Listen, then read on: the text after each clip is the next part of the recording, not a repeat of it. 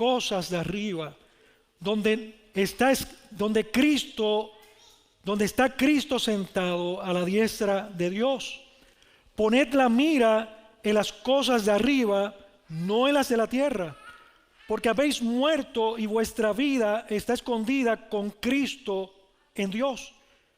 Cuando Cristo, vuestra vida, se manifieste, entonces vosotros también seréis manifestados con Él en gloria. Vamos a orar, hermanos. Padre, en esta hora nos acercamos ante ti, ante tu santa y gloriosa presencia, por los méritos de aquel que nos amó, de aquel que se puso en nuestro lugar, de aquel en mayúscula que tomó el lugar de tus elegidos, de Jesucristo de Nazaret, del Rey de gloria, del Rey majestuoso, ante quien se doblará toda rodilla de los que están en el cielo y de los que están en la tierra, y toda lengua confesará que Jesucristo, tú eres el Señor. Ante ti, Señor Dios Todopoderoso, Padre de gloria, nos humillamos por los méritos de quien impresiona nuestra vida en este día, y cada día de nuestras vidas debe ser nuestro deseo, Señor. Que en esta tarde, que tu pueblo, tus santos, Señor, y aquellos que tú has atraído aquí para escuchar tu palabra, seamos atentos al mensaje. Que podamos, Señor, contemplarte a ti, no a este predicador, Señor, con sus defectos y con sus faltas, sino de quien dependemos todos nosotros, y ante quien doblamos nuestras rodillas, ante el Trino Dios poderoso y majestuoso. Gracias, Padre, en esta hora por cada hermano, cada hermana. Yo te pido, Señor, que les des un oído presto y que así sea un corazón de adoración ante ti, mi Dios. Padre, en esta tarde también te pido por aquellos que están aquí y que necesitan de que tu palabra venga en esta hora a repercutir en sus corazones de forma tal que puedan ser animados, consolados, afirmados. Señor, si hay algunas rodillas que se han debilitado, que en esta tarde, mediante tu palabra, Dios, y el poder de tu Espíritu Santo obrando, sean fortalecidas. Y si en esta tarde hay alguien aquí, Dios amado, algunos han estado descarriados de las verdades de tu palabra, atráeles a ti. Solo tú lo puedes hacer, Dios. Y oramos porque nuestra confianza está en que se haga tu perfecta voluntad, Dios de gloria. Oramos por los méritos de Cristo Jesús y te damos muchas gracias, Dios. Amén y amén. Pueden sentarse, amados hermanos. Bueno, esta tarde lo que hemos estado viendo en esta serie de completos en Cristo, en los primeros 2 capítulos que ya hemos cubierto, y comenzamos con el 3er capítulo, ha girado en torno a lo que ha sido Pablo advirtiéndole a los hermanos de Colosas en cuanto a asuntos doctrinales. Por eso vimos que Pablo se enfoca en la doctrina de la persona y de la obra de Jesucristo, dejándole claro y claramente sobre la exaltación y la preeminencia de Cristo sobre todo el universo. Pero no solo sobre todo el universo, sino la preeminencia de Cristo sobre su iglesia. Y esto lo que nos lleva a nosotros es a pensar precisamente que Cristo es suficiente en nuestras vidas, que Cristo es suficiente en la vida de cada creyente. Por eso es que el tema de esta serie de predicaciones, cuando hemos tomado el libro o la carta de Colosenses, es que estamos como, hermanos, completos en Cristo. No necesitamos nada más. Pablo aclara estos asuntos doctrinales, hermanos, y hemos repetido esto una y otra vez, porque la repetición está la posibilidad de que usted pueda retener lo que hemos estado hablando durante los tiempos pasados. Porque aquellos falsos maestros, hemos dicho, ellos habían querido hacerles creer a los colosenses que el evangelio de Jesucristo no era suficiente para que ellos crecieran espiritualmente. Por eso ellos pensaban que Cristo no era un salvador completo, sino que Cristo era un salvador insuficiente. Estos falsos maestros decían que además de Cristo, tú necesitas obedecer algunas reglas para ganarte el favor de Dios, y estuvimos viendo que esto es puro legalismo. Ellos creían y decían que además de Cristo, tú necesitas tener experiencias espirituales y angelicales para acercarte a Dios. Y esto, hermanos, es el misticismo. Y además ellos querían hacerles creer a la iglesia de Colosas que además de Cristo, tú necesitas abstenerte de cosas de esta vida o de placeres de este mundo. Y eso es precisamente lo último que se estuvo viendo, el ascetismo. Amados hermanos, por eso Pablo termina diciéndoles en ese versículo 23 del capítulo anterior que ninguna de estas filosofías rudimentarias de este mundo tiene valor alguno contra la lucha que usted tiene con las tentaciones del pecado. Ninguna de estas cosas son suficientes. Por eso vemos, hermanos, que en el capítulo 3 Pablo lo que hace entonces es guiar a los cristianos de Colosas a vivir una vida en santidad. Una vida que rechace el pecado y que desee la gloria de Cristo, que anhele la presencia del Cristo resucitado y que pueda confiar en todas las promesas que Dios nos ha dado y que tenemos en los cielos, como dice Efesios capítulo 1, hermanos. Lo que vamos a ver hoy en los primeros 2 versículos es precisamente 2 imperativos que Pablo le dirige a la iglesia, 2 imperativos o mandatos. Y luego en los versículos 3 y 4 Pablo les va a decir a ellos por qué de estos mandatos a seguir para que sus vidas puedan ser vidas llenas de Cristo. Y el título para este sermón le he puesto La vida centrada en Cristo, hermanos. Así que vamos al versículo 1, acompáñenme ahí, vamos a estar viendo la primera parte. Si pues habéis resucitado con Cristo, antes de entrar al primer imperativo. Y esta frase de comienzo cuando dice, si pues habéis resucitado con Cristo, lo que quiere decir es, ya que habéis, escuche, no es sí como poniendo en duda y diciendo si acaso ustedes han entrado, ¿verdad? Han resucitado con Cristo. En el original lo que quiere decir esta expresión es, ya que ustedes, o puesto que ustedes han resucitado con Cristo. Y es precisamente Pablo ahí lo que nos recuerda a nosotros, es que nosotros hemos resucitado con Cristo, como lo hemos visto en el capítulo 2 y versículo 12, y también lo vimos en el capítulo 2 y versículo 20, pero el 12 dice, sepultados con Él en el bautismo, en el cual fuisteis también resucitados con Él mediante la fe en el poder de Dios que le levantó de entre los muertos. ¿Qué es lo que está Pablo haciendo allí? Pues precisamente Pablo afirmó a los creyentes de Colosas en la fe que ellos tenían en cuanto a la obra de Cristo y a la persona de Cristo, pero Cristo resucitado. Pero ahora el propósito de Pablo es alentarles acerca de la forma en que ellos, los colosenses, deben vivir. Ya les habló, mira, estos son los engaños que pueden estar habiendo dentro de la iglesia por estos maestros que han estado hablando cosas falsas y le estableció el fundamento doctrinal. Ahora les va a comenzar a decir, colosenses y a nosotros, iglesia Roca de los Siglos, esta es la manera en que debemos nosotros vivir.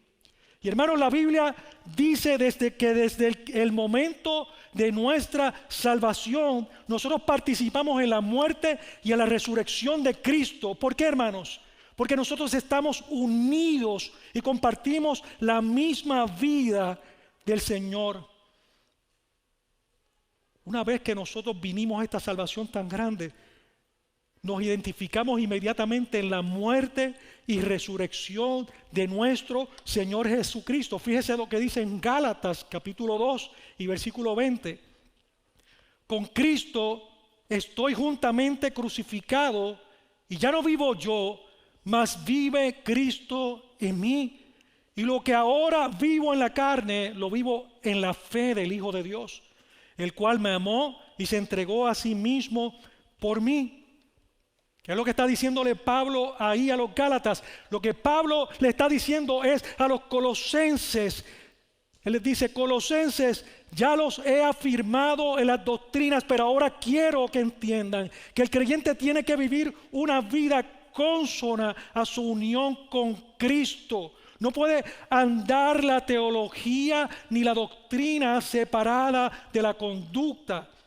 Y esa es una forma habitual que Pablo utiliza en cada una de sus cartas. Él comienza hablando de lo que es la teología, hablando de lo que es importante establecer en el conocimiento y en los pensamientos de cada uno de los creyentes. Pero Pablo siempre armoniza la importancia de lo que es vivir de acuerdo a la relación que tenemos con Dios. Fíjese cómo dice, como Pablo expresa en Romanos capítulo 6 y versículo 11. Así también vosotros consideraos muertos al pecado, pero vivos para Dios en Cristo nuestro Señor. Hermanos, nosotros tenemos una unión poderosa con Cristo y es real, hermanos. Sin embargo, eso no quiere decir que nosotros en este lado de la eternidad vamos a ser perfectos y sin pecados. Nosotros vamos a tener esa lucha, porque aunque el pecado no es dueño de nosotros, todavía puede ejercer dominio sobre la vida de nosotros, del cristiano.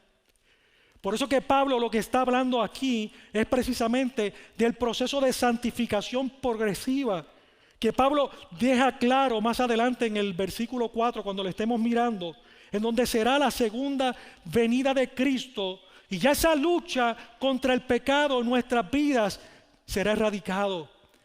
Ya yo estoy deseoso de llegar allí al versículo 4, porque es la cúspide de nuestro transitar en esta tierra, si estamos vivos, cuando Cristo retorne por segunda vez, hermanos.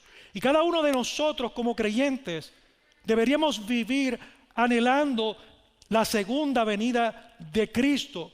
Y yo les he dicho en otras ocasiones que si hay algo que más me llena a mí, el saber que un día voy a estar delante de la presencia del Señor, no por mis méritos, sino por la obra de aquel glorioso Jesucristo que murió en mi lugar, es que ya yo no voy a pecar más. Ya yo no voy a ofender a mi Señor. Ya yo no voy a fallarle a mi Señor. Hermanos, esa es la parte que más me llena a mí. Pero ¿sabes por qué? Porque voy a estar delante de Él. Porque voy a estar delante de la gloria de Cristo Jesús. Como dice el tema de nuestra predicación, la vida centrada en Cristo. Hermanos, nuestra responsabilidad como creyentes es luchar contra el pecado.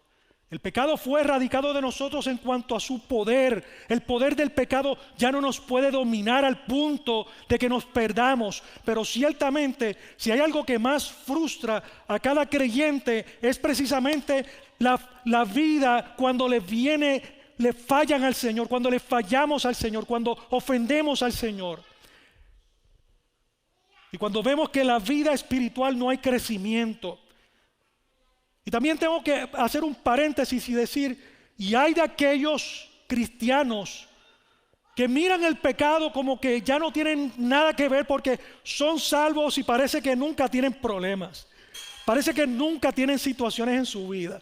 Parece que nunca cometen pecado. Pero yo creo que el primer pecado es decir que no hemos pecado, como dice en Primera de Juan, dice que si alguno dice que no ha pecado, le hace al mentiroso. Porque todos nosotros pecamos, hermanos, y el primer pecado que cometimos nosotros hoy al levantarnos fue no amar perfectamente a Dios. El primer y único mandamiento, el más grande mandamiento, amar a Dios con todo nuestro corazón, con toda nuestra mente, con toda nuestra alma. ¿Y quién de nosotros podemos por nuestros propios medios, por nuestros propios méritos, amar a Dios a ese nivel. Ninguno, solo por Cristo en donde estamos completos. Así que están los dos puntos: los creyentes que están luchando con el pecado y que se sienten aplastados por el pecado y que nunca se ven victoriosos, pero hoy esta porción bíblica viene a darle esperanza a los cristianos y a la misma vez hacer recapacitar a aquellos que están muy cómodos con el pecado. Hermano, yo quiero que usted entienda que en Cristo te ha sido dado todo lo que tú necesitas para vivir en santidad, para que puedas rechazar el pecado y para no vivir la vieja vida que tenías antes de haber sido alcanzado para esta salvación tan grande. ¿Escuchaste bien? En Cristo Dios nos ha dado todo lo que nosotros necesitamos para poder enfrentar el pecado, las tentaciones, y para que no volvamos atrás a nuestra vida pasada. En Cristo lo tenemos todo. Segunda de Pedro capítulo 1 dice: como todas las cosas que pertenecen a la vida y a la piedad nos han sido dadas por su divino poder mediante el conocimiento de aquel que nos llamó para su gloria y excelencia, por medio de las cuales nos ha dado preciosas y grandísimas promesas, para que por ellas llegasteis a ser participantes de la naturaleza divina, habiendo huido de la corrupción que hay en el mundo a causa de la concupiscencia. Hermanos, esa es nuestra posición en Cristo. Eso es lo que nos dice la Escritura cuando dice: si pues habéis resucitado con Cristo. Ese es el lugar que Dios nos ha dado a nosotros. Estamos completos en Él. Yo sé que la tensión en una predicación como esta es: ¿pero qué me está pasando, pastor? ¿Por qué yo no puedo seguir adelante? ¿Por qué doy 2 pasos, creo yo, que espiritualmente, y retrocedo 5? Vamos a seguir viendo, hermanos, que nos enseña su palabra. Por eso precisamente Pablo continúa diciéndole a ellos: buscad las cosas, versículo 1, parte B, buscad las cosas de arriba, donde Cristo está sentado a la diestra gloriosa de nuestro Dios. ¿Qué es lo que nos quiere decir Pablo ahí? Es lo que está diciendo: miren Colosenses, miren Iglesia Roca, para vencer la lucha contra la tentación del pecado, tenemos que sacar la mirada de aquí abajo. Tenemos que poner la mirada allá arriba. Tenemos que mirar donde está sentado Cristo. Él dice: busquen las cosas de arriba. Buscad las cosas de arriba. Calvino dice, en cuanto a esta frase, buscad las cosas de arriba, Calvino dice que esa palabra buscad expresa una búsqueda constante y fuerte. Es decir, no es una búsqueda casual y de encuentros de vez en cuando, sino que es una búsqueda, en mis propios términos, intencionada. Es como cuando usted dice: bueno, yo quisiera ir a tal lugar, y usted se lo propone en su mente, pero no es hasta tanto usted toma las llaves de su vehículo, se monta en él, lo prende, camina hacia ese lugar y llega, que usted lo concreta. Ese tipo de actitud es la que Pablo está mencionando aquí. Buscad. La razón por la que nosotros debemos buscar las cosas de arriba, hermano, no es porque las cosas de arriba está el mar de cristal. Ya lo dije en una predicación anterior. No es porque allí están las calles de oro. No es porque allí están los ángeles cantándole a Jesucristo y vamos a adorar junto con Él, y todo eso está bien. Y no es porque vamos a ver un trono de gloria. Es porque Cristo está allí, hermanos. Es porque Cristo, el Rey de Gloria, está sentado. Cristo es el que habita todo el universo. Cristo es la razón del cielo. Él es el atractivo de todas las cosas que podemos nosotros nombrar, que se refieran a todo lo que no tiene que ver con esta tierra. Es Cristo, hermanos. Lo que Pablo les quiere decir a ellos y a nosotros es que la centralidad de la vida del creyente es Cristo, mis hermanos. Es Jesucristo. Amados, y estos 4 versículos Cuando lo estuve estudiando, muchos comentaristas dicen que son los versículos más cristocéntricos de toda la Escritura. Yo me preguntaba por qué, pero nada más que, míralo, 4 veces, en los 4 versículos, 4 veces menciona apunta a Cristo, apunta a Cristo, apunta a Cristo. Luego de desenmascarar las filosofías falsas de los ascetistas, de los misticistas, de todos aquellos que estaban con filosofías tratando de desviar la atención de los cristianos, Pablo les dice, miren, enfoquen su mirada no en estas cosas de la tierra, sino en Cristo. Por eso, amado y amada iglesia, si Pablo nos llama a vivir una vida centrada en Cristo, es porque Cristo fue exaltado por Dios a esa posición de autoridad sobre el universo entero, y solo Cristo, mis amados hermanos, puede suplir a nuestras vidas la gracia que nosotros necesitamos continuamente para crecer, hermanos, para mantenernos en santidad. Por eso, mis amados hermanos, escuche, nosotros estamos buscando las cosas de arriba, porque cuando amamos lo que Cristo ama y cuando nos ofende lo que a Cristo le ofende, nosotros estamos siendo copartícipes con Él, hermanos. Nosotros no nos podemos agradar de las cosas que Dios en su palabra establece que son incorrectas, que son pecaminosas, que no le agradan a Él. Nosotros no podemos confabularnos con cosas que ofenden a Dios. Por lo tanto, cuando nosotros estamos viviendo una vida en la que amamos las cosas que Dios ama y nosotros establecemos el orden en nuestras vidas conforme a lo que Jesucristo nos ha mandado, nosotros estamos realmente viviendo una vida con Él. Porque todo lo que hagas, hermano, todo lo que tú hagas y lo que yo haga, tiene que ser para la gloria de Dios. Mire, hermano, cualquier cosa que usted y yo hagamos que no sea para la gloria de Dios, eso son cosas para esta tierra. Eso son cosas que tienen que ver con esta tierra. Eso son cosas que no hacen que tu mirada apunte allá a la gloria y la grandeza de Dios. Y hermano, ¿sabes qué? Nosotros nos entretenemos fácilmente con cosas terrenales. Fácilmente. Nosotros ubicamos qué cantidad de cosas ubicamos primero que las cosas celestiales. Y Pablo no nos está mandando a nosotros aquí, ni está avalando la filosofía del ascetismo, que lo que dice es que las cosas materiales son pecaminosas y que las cosas del espíritu son las únicas valiosas. No, hermanos. De hecho, todo lo contrario. Cada cristiano viviendo anclado en las cosas celestiales, su mente puesta buscando las cosas de arriba, tiene que dar un fruto glorioso aquí en este plano terrenal para bendecir a aquellas personas que le rodean, para que Cristo sea visto a través de nosotros. Pero qué fácil nos involucramos con cosas terrenales y perdemos el objetivo de mirar las cosas celestiales. Y han habido muchos errores en la historia y lo sabemos. Personas, hombres que han agarrado estos versículos y lo han distorsionado y se han ido a monasterios. Pero en nuestros tiempos, siglo XXI, cristianos que han pensado que vivir buscando las cosas de arriba es enajenarse de todas las cosas de esta vida, y eso es erróneo. No podemos vivir en una cúpula, hermanos. Algunos pensamos que para no pecar y para no ofender al Señor tenemos que entonces vivir como ermitaños, no salir de la casa, no relacionarnos con los demás, no hablar con nadie, porque si no nos contaminamos y pecamos.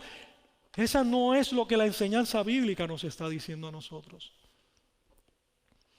El versículo 2, Pablo instruye acerca de la manera en cómo debemos buscar. Ya Pablo dijo, mire, busquen las cosas de arriba.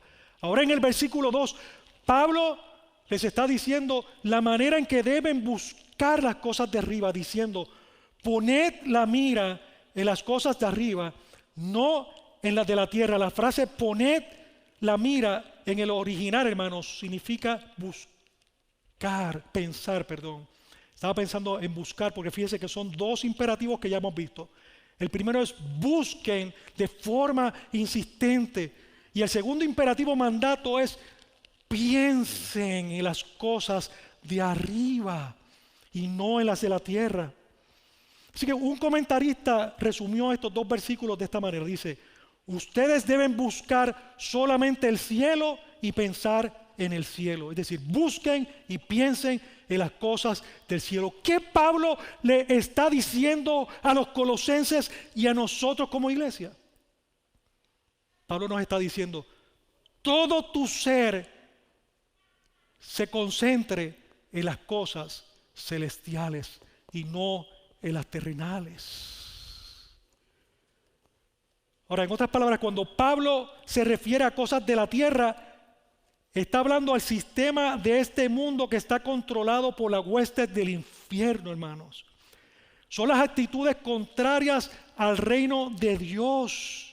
Son las actitudes que están impulsadas por las tinieblas y que están impulsadas contrario a lo que es celestial. Ahí sale todo lo que son el orgullo, los celos, la codicia, la envidia, la lujuria. Hermanos, las cosas terrenales son todo aquello que desprecia, escuche, todo aquello que desprecia la gloria de Dios. ¿Qué es lo que Pablo nos está diciendo a nosotros, hermanos? Lo que Pablo nos está diciendo es que toda la vida del cristiano debe estar orientada hacia Cristo, hacia donde está Cristo. Por eso nuestros pensamientos, hermanos, deben estar informados por la palabra de Dios, deben de estar informados por la Escritura, porque es el medio a través del cual Dios ha querido revelarse a nosotros de manera especial. Romanos capítulo 12, versículo 2 dice lo siguiente: se nos manda a nosotros, transformaos por medio de la renovación de vuestro entendimiento. Ese es el mandato. Ahora, si nosotros queremos pensar, escucha hermanos, si nosotros queremos pensar en todo lo que es verdadero, en todo lo que es honesto, en todo lo que es justo, en todo lo que es puro, en todo lo que es amable, en todo lo que es de buen nombre y en toda virtud, como dice Filipenses 4:8, tenemos que informar nuestra mente con la palabra de Dios. Jesús mismo orando por nosotros, por los discípulos, en Juan capítulo 17 y versículo 17 también dice: santifícalos en tu verdad, tu palabra es verdad. Así que Jesucristo mismo ora al Padre para que sus discípulos fuéramos santificados en su palabra. Pero mis hermanos y hermanas, tristemente, las estadísticas que se han hecho en años anteriores al pueblo cristiano, y quizás usted ha escuchado esto, estadísticas de evangélicos que asisten todos los domingos o todas las semanas a la iglesia, se le hizo una encuesta para ver cuántos de ellos leían la Escritura diariamente.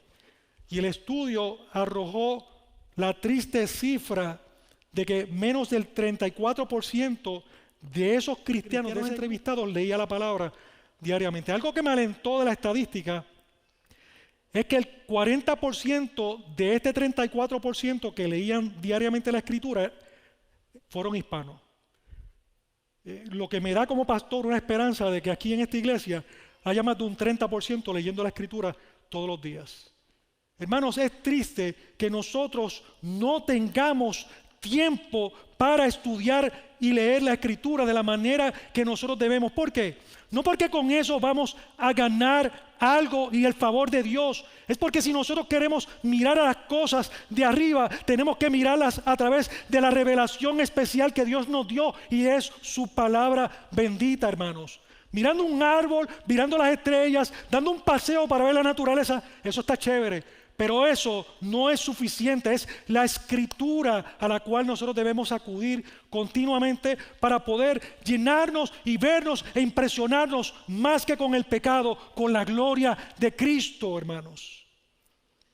Así que ahora Pablo pasa a explicar el por qué el creyente debe vivir buscando y pensando en las cosas de arriba. Veamos Colosenses capítulo 3, el versículo 3 que sigue. Ya le dio los dos imperativos.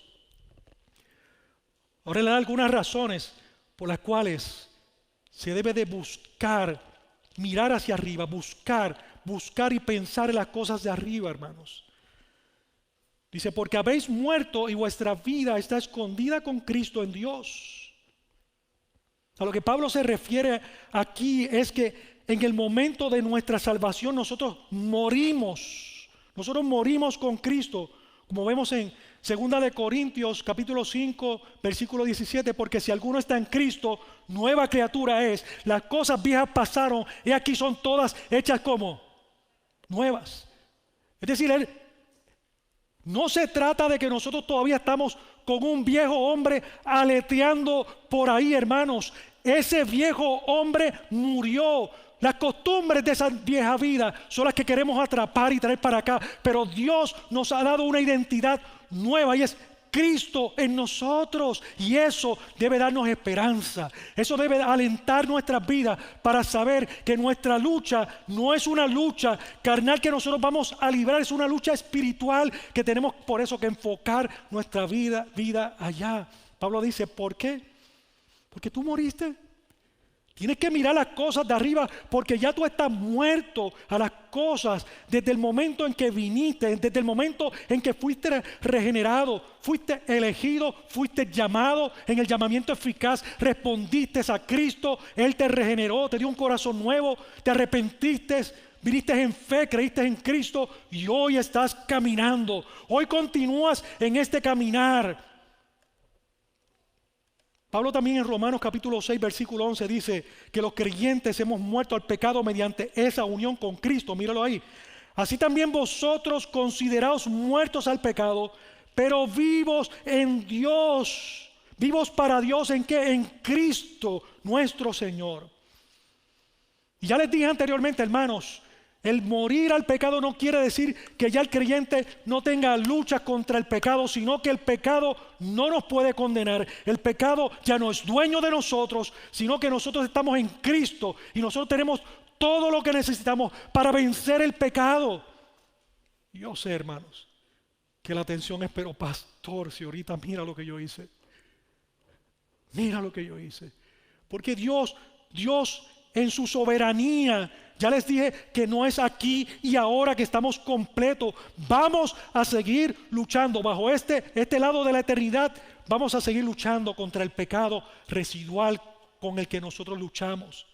Con aquellas concupiscencias, sí, de las viejas costumbres. Pasamos de una familia a otra y estábamos acostumbrados a vivir de una manera tal, pero ahora estamos aprendiendo a vivir en la familia de Dios, aprendiendo a vivir conforme a lo que es el cielo y no la tierra, hermanos. Eso es lo que Pablo nos está llevando. Esa es la consolación del cristiano, hermanos. Entre esa tensión de legalismo que se mete entre nuestra sangre, nuestra piel, nuestra mente, diciéndonos, tú tienes que hacer esto, tú tienes que hacer lo otro, tú tienes que hacer esto para agradar a Dios. Y Dios te está diciendo, mi gracia está sobre ti. Descansa en mi gracia, no abuses de la gracia, no me ofendas, pero descansa en mi gracia. El creyente no solo ha muerto al pecado, hermanos, sino que también su vida está escondida, dice ese pasaje, escondida en Dios. ¿Qué es lo que Pablo quiere decir que está escondida en Dios? Lo que Pablo quiere decir es que los que no son creyentes no pueden entender la obra que Dios ha estado haciendo en el corazón nuestro como creyentes. Por eso es que los familiares nuestros se levantan contra nosotros, porque no pueden comprender por qué nosotros respondemos ante las presiones de la vida, las circunstancias difíciles, de la manera que lo hacemos. Que cuando nos viene la enfermedad podemos mantenernos dándole incluso gracias, Señor, porque a través de esta enfermedad tú has de glorificarte, Dios. Y también, Dios, gracias porque en medio de esta enfermedad yo reconozco, Dios de gloria, que tú estás conmigo, que tú no me abandonas, que tú eres real, que tú eres verdadero, que tú eres santo, que tú eres rey. Pero los no creyentes no pueden entender eso.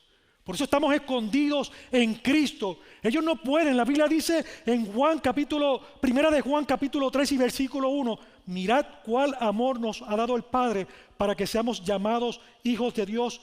Por esto el mundo no nos conoce. ¿Por qué? Porque ellos no pueden, porque estamos escondidos en Cristo y ellos no pueden entender esto porque no le han conocido a Él. La propia Escritura dice, ellos no los conocen a ustedes porque no me han conocido a mí. No pueden entender, hermano. Usted quiere meterse por dentro de aquellos que no son cristianos para que entiendan cosas que Dios no le ha dado a ellos que entiendan. Compréndalo, hermano, en esta tarde. Porque usted está escondido en Cristo. Solo la gloria de Él se manifiesta para que nosotros testifiquemos de su grandeza a ellos. Pero es por su palabra viva en nosotros. Amada iglesia, pero también nuestra vida está escondida con Cristo en Dios en el sentido, escuche, en el sentido de que nada, escuche, nosotros estamos escondidos ante la luz del mundo, sino que estamos escondidos en Cristo, en Dios. ¿Sabes por qué? Porque nada ni nadie nos podrá arrancar de los brazos de Cristo, porque dice la Escritura que Dios mismo nos ha asegurado esta salvación para la eternidad, hermanos. Dice Jesús, de hecho, en Juan capítulo 10, versículo 27, mis ovejas oyen mi voz y yo las conozco y me siguen, y yo les doy vida. ¿Qué les da? Vida eterna. Y dice después, dice, ni no perecerán jamás, ni nadie les arrebatará de mi mano. Mi Padre que me las dio es mayor que todos, y nadie las puede arrebatar de la mano de mi Padre. Y yo y el Padre somos uno somos. Así que nuestra vida está escondida con Cristo en Dios. Y eso es lo mismo que Pablo expresa en Romanos capítulo 8. Romanos capítulo 8, versículos 31 al 39, debe ser la meditación de todos nuestros días. Cuando estemos en esos tiempos difíciles, batallando contra el pecado y nos sintamos que nosotros no podemos levantarnos, recordemos que es por pura gracia. Romanos capítulo 8, versículo 35. Pablo dice, ¿quién nos separará del amor de Cristo? ¿Tribulación o angustia o persecución o hambre o desnudez o peligro o espada? Nadie, ninguna cosa creada, ninguna cosa espiritual, ninguna cosa material nos podrá arrancar de las manos de Dios que nos ha salvado. Amados, elegidos por el Señor, santos del Señor. Esta es la confianza que nosotros tenemos en las promesas celestiales. Eso es lo que nos debe hacer a nosotros mirar hacia la gloria celestial donde está Cristo, buscándolo y pensando en las cosas de Él. Llegamos a la última razón que Pablo le da a los colosenses de por qué el creyente debe vivir buscando y pensando en las cosas de arriba. Versículo 4.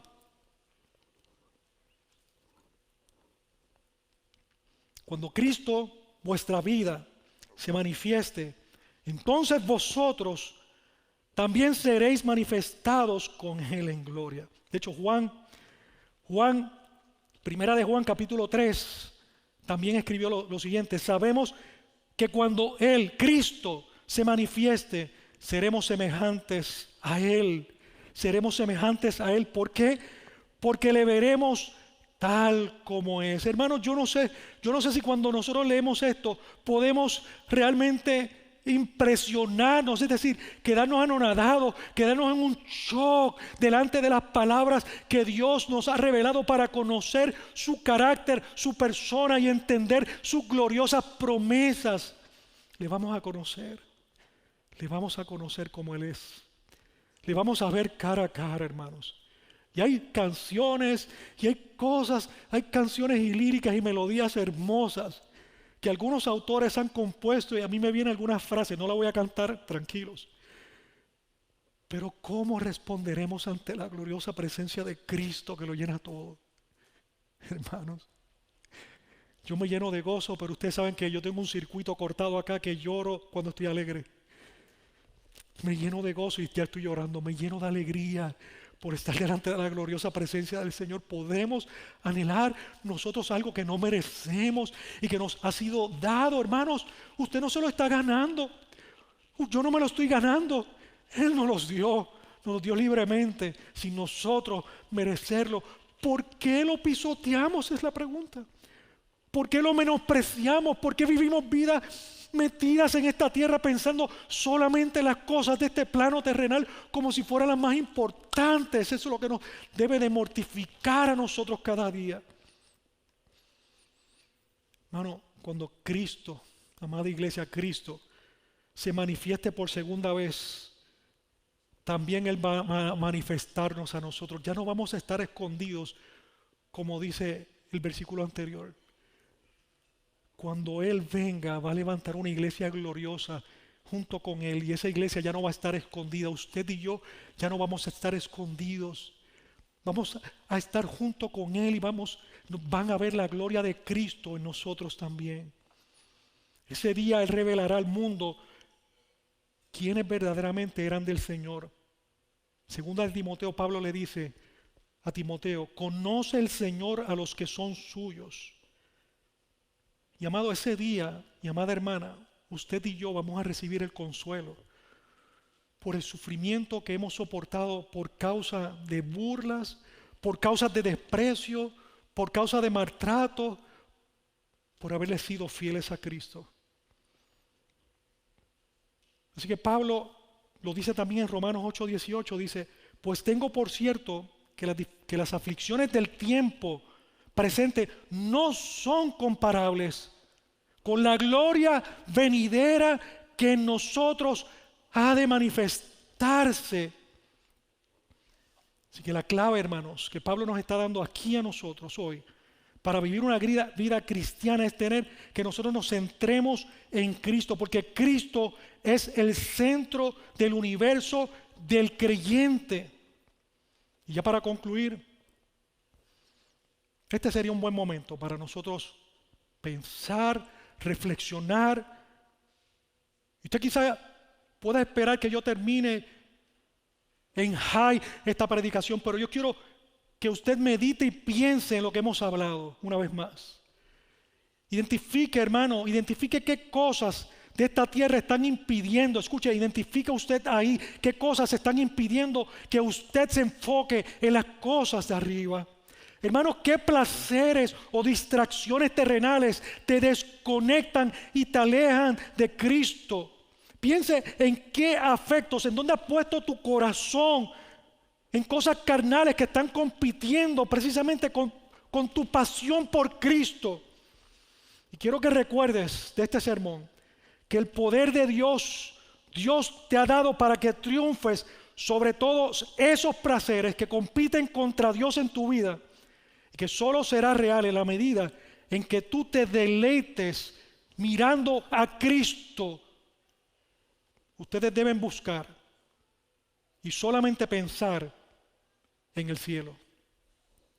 Ahora, si tú no eres creyente, si tú no le sirves a Cristo, el día que nosotros como iglesia seamos manifestados en la gloria de Cristo al mundo en su segunda venida, tú nos vas a ver, pero tú nos vas a ver desde el lado en donde vas a ser enjuiciado por Dios y no vas a tener ya más oportunidad.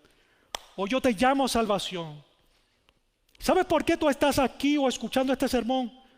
Porque tú no te has convertido todavía. Porque tú has estado dándole la espalda a Dios. Y porque tú necesitas a Cristo en tu corazón.